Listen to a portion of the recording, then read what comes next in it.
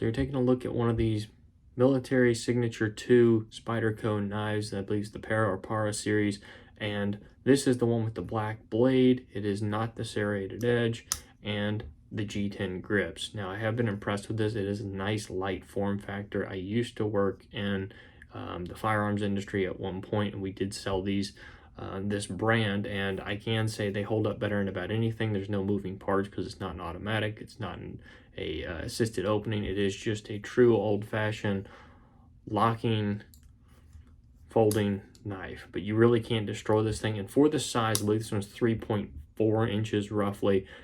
The weight is really manageable. I carry this every day because it is kind of a go-to for me. The blade stays incredibly sharp, and it is made in Golden, Colorado. It is a USA knife.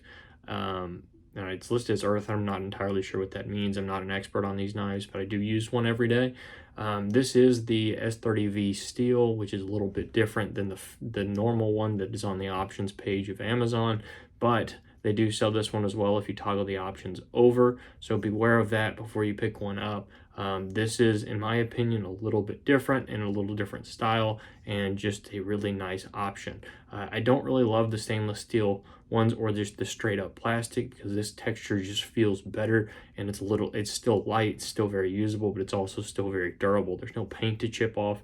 I've been using this for well over a year at this point. You can see even the blade has held up quite well without any discoloration, or there's a few scratches and dings in there, as you can tell, but for the most part, I've never sharpened this knife. I've never had to. It keeps an edge extremely well, and it's been through some abuse. Now, I'm not a person that kind of tightens screws or anything like that, like you're not supposed to with knives, because you can break the tip off or things like that, but I wouldn't have problems cutting boxes with it or something like that, which would typically dull a blade.